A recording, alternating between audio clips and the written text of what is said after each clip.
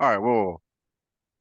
If you have Repelling Blast and you transmute it to was it Thunder You damage? can't No. Why? because it's force damage. Ah, And you can shucks. only change Yeah, out yeah, one of the yeah, six yeah. damage types. Yeah. Nuts. That would be really cool. Yeah. But unfortunately, it's not the right damage type for that.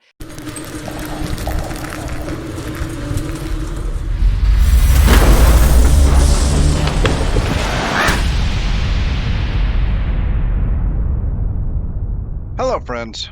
Robert Bevan here, author of the Caverns and Creatures series of comedy, fantasy novels, and short stories. With me is Sam West, and today we're going to be talking about we're going to start a series of individual Metamagic videos. Thanks to the reaction we got to our Metamagic ranking video. So we'll cover them all a little bit more detail. Today we're going to start with Transmuted Spell. Yeah, I figured started from the bottom, working on up. Talk about the perks to some of the ones I don't even put that much merit in. Because there's cool stuff to do with all of them. And that Yep. includes Transmuted Spell. There's definitely some cool opportunities to explore different builds and different ideas and take this sort of damage switching option and empower it to its fullest. All right. Typically, Transmuted Spell, you're thinking, or at least when I read the description, I actually want to go ahead and read the description there. Sure. When you cast a spell that deals a type of damage from the following list, you can spend a sorcery point to change the damage to one of the other listed types: acid, cold, fire, lightning, poison, thunder. So you get 6 damage types. If you were to cast a spell that does one of those 6 damage types, can't do necrotic, can't do bludgeoning, can't do slashing, it has to do acid, cold, fire, lightning, poison, or thunder, you can swap its damage type to a different of those 6 Yes. Um, for 1 sorcery point, agnostic of how much damage or whatever is being rolled. It's always 1. right. That's nice. It's cheap, at It least. is cheap.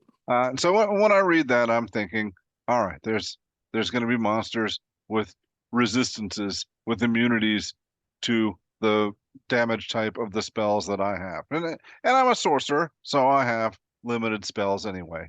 That's true. So my options are I try to cover all my bases, fill up my spell slots with different damage type options, or hone in on a couple and try and get some more utility stuff in there.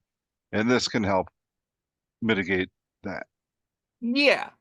I don't tend to put a ton of value in that just because I don't think that there's enough like across the board resistance to Mhm. any given damage type that you would need this. And if you have 2 roughly equivalent damaging spells, Yeah, that normally covers 95+% of creatures, right? Like normally I don't need something that is not resistant to both cold and fire. If I can right. manage to get a fireball and a cone of cold on my sheet, right? Then I have that redundancy if I want it. More likely I've got like an area effect damage spell like a cloud kill or something that I have for utility alongside an instantaneous burst effect, and I just pick whichever one I need. It's like, oh, this thing's immune to poison, great, I fireball it. Oh, this thing's immune to fire. All right, this is where a cloud kill can do the job, right? Slightly different, but both still do damage, both still hit a big area. Mostly it's enough, I have found.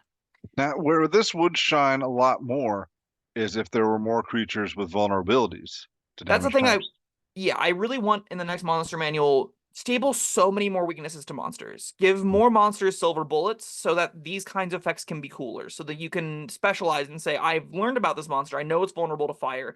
I'm going to change my cold damage spell to do fire damage here. I'm going to change it to do poison damage here. I'm going to have all 6 of these options on my sheet, but this gives me all 6 of the options all the time. And that Yes. being a larger boon to against a wider variety of creatures, I think is cool. I'd love if salamanders were, vulnerable to cold damage. I'd love if fire elementals were, vulnerable to Water. water. No, Yeah, or sure. cold. Sorry. Yeah. It can be cold too. Yeah. Sure. Yeah. I picked 2 fire creatures for some reason. That's not the way it currently is.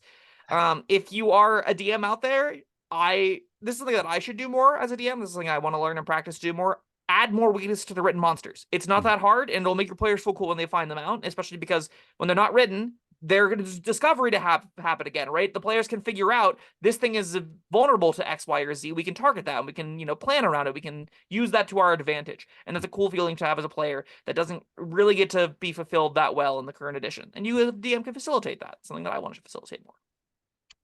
Agree. Water Beyond, elemental, lightning damage. There you go. sure, yeah, just do it. Go down the Pokemon resistance types. That'll be an Yeah. easy way to do it. The the other there are other considerations for this that I think make it a lot more interesting. There aren't a ton of options in this game that care about damage type. I think I was able to find 2. Technically 3, but the third one is a feat that I don't put a lot of value in. So which do you want to talk about first of the two that I think are good? And one is less good than the other. It's either Tempest Domain or Circle of Wildfire. Well, this will be a written article as well, so let's just get on the list here. Great. So Tempest Domain Cleric is where we start. And I think this is probably the best pairing you could ask for a Storm Sorcerer. Because the subclass for Tempest Domain gets two meaningful features that care about lightning or thunder damage. And it's Channel Divinity, Destructive Wrath, and Thunderous Strike. Channel Divinity Destructive Wrath happens at 2nd level, so you could get it with a 2-level dip into Cleric, and you would get a once per short rest recharging version Destructive Wrath. If you go 6 levels, you get Thunderous Strike, and that can be an interesting decision where you go, okay, I'll go like 3 Sorcerer, get my Metamagic, get my couple sorcery points that I can fuel with a spell slot, and go longer in Cleric, or you go a bunch in Sorcerer, go a bunch in Cleric, go up evenly, try and get a mix of both worlds. Both can be pretty decent routes to explore. Destructive Wrath, I think, is the more powerful option that you can get dipping into it. So there is a reason to get more of. You can get more of these if you play more Cleric. So if you go 6 levels in Cleric, you get 2 Channel Divinities per short rest, which is awesome because this text says you can use your Channel Divinity to wield the power of the storm with unchecked Ferocity. When you roll lightning or thunder damage, you can use your Channel Divinity to deal maximum damage instead of rolling. Now, with Transmuted Spell, every spell you cast that does damage can deal max. And that's friggin' sweet. That's really, really cool. Now your fireballs, now your cone of colds, now all of the different kinds of damaging area effect spells you want, you can max out damage at a whim. And that's awesome. Agreed. The other option you get at 6th level being Thunderous Strike says when you deal lightning damage to a larger or smaller creature. When you deal lightning damage to a larger or smaller creature, doesn't care about once per turn, doesn't care about as a reaction or anything, it's just when it happens. You could also push it up to 10 feet away from you, which I think might be more of a you kind of thing, Bob, as a exciting ability. Absolutely. Yeah, there's some cool things to do with Thunderous Strike. My personal favorite is pairing it with higher level Scorching Rays, because if you're already multiclassing, you're not going to have necessarily the ability to get a ton of upper level sorcerer spells. Because you're a cleric, you can still prepare them because you have slots for them, which is disgusting, by the way. Multiclassing cleric and prepared casters is nuts because you can still prepare the upper level spells, even if you're not an upper level cleric. I'm pretty sure. Comment, let me know if I'm wrong on that. But I will. Yeah, you can always get, like, Scorching Ray is really accessible to it, and you can use your higher level slots on it to get more Scorching Rays, and then each of the additional bullets, you start with 3, and every upcast gives you an extra, pushes the thing in on contact if you change its damage to lightning. So you just go, okay, my Scorching Ray is now Lightning Ray. I'm going to fire 6 of these off and push either 6 things 10 feet, 1 thing 60 feet, or some middle ground of shoving everything all over the place with Blast of Lightning. Yeah, and that's really sweet. Your Scorching Ray into Repelling Blast. Yeah, basically. Yeah. You can get then you get a couple levels in Warlock and also get Repelling Blast, and then you quicken the Repelling Blast. Or quicken the Scorching Ray and then regular cast the Eldritch Blast, then you're pushing billions of feet. Alright, whoa. If you have Repelling Blast and you transmute it to was it thunder damage? You can't. No, why? Because it's force damage. Ah, shucks. And you can only change out one of the 6 yeah. damage types. Yeah. Nuts. That would be really cool. Yeah. But unfortunately, it's not the right damage type for that. If you find a way to transmute Eldritch Blast to fire, you can then, I believe, transmute it to lightning. So, if you can find more ways to change damage types, that could be a cute super push build to go with. But I thought that was like some fun synergy that's very, very, very deep. Like, you have to dig in a lot of levels of this game for that to come to fruition. But if it does, hey, it's kind of cool. It's a neat little build around that you get maybe a reward for. Cool. I like it. Yeah. The other... Go ahead. Yes. No, I was going to say, what do we got next? So Circle of Wildfire is the other option in this game that really cares about damage type, and it does for one single feature. And that is... I keep missing a single word. Wildfire. You get an ability at, I believe, 6th level. Let me double check. Oh, so yeah, 6th level, you get an ability called Enhanced Bond. So the option's built around a thing called a Wildfire Spirit, and that Wildfire Spirit gives you a bonus action teleport, which is friggin' sweet as long as you're sitting next to it, and it like peppers things from a distance with fire. It's awesome. Love the subclass on its own, but Enhanced Bond says, at 6th level, the bond with your Wildfire Spirit enhances your destructive and restorative spells. Whenever you cast a spell that deals fire damage or restores hit points, while your Wildfire Spirit is summoned, roll a d8, and you gain a bonus equal to the number rolled to 1 damage or healing roll of the spell. So if you roll a fire damage spell, like a fireball, you add a d8 to it with Enhanced Bond. Now, any damaging spell you'd like, you can change to fire and get the bonus D8 as long as your Wildfire Spirit exists. So you can just spend whatever elemental spells you want, enhanced upon empowers all of them so long as you transmute them to fire. It's kind of neat. Yeah, Bonus absolutely. D8 damage is fine. I'll take it. Yeah. That's kind of the best payoffs that exist in this game, to my knowledge. All right. I had one more. Not a great one, but Storm Sorcery. That's inherent to Sorcerer. Yes. I didn't consult it, but I think you can move 10 feet if you do lightning or thunder damage, right? No, it's all right. Heart of the Storm is what I'm looking at. Maybe there's other ones. In addition, when you read cast a through first level or higher spell that deals thunder or lightning, the eruption causes. Oh yeah, sure. So this one lets you, whenever you cast a spell that deals lightning or thunder damage, you can create an eruption that causes everything within 10 feet of you to take damage equal to half your level. So now every spell you cast for one sorcery point gives you that little bump. That seems neat. Kind of, except that like, if I'm a sorcerer, I don't really want people that close. I mean, it helps that it's in the same class, right? That's definitely a really easy extra ability to grab onto to be like, well, if I need to cast Fireball, at least I can also damage things around me or whatever. If you need to cast a Cone of Cold, that's when things might be close to you, right? Now I have it as a Lightning Cone, and it also does area effect damage to things that are really close to me, and that's a big chunk of damage.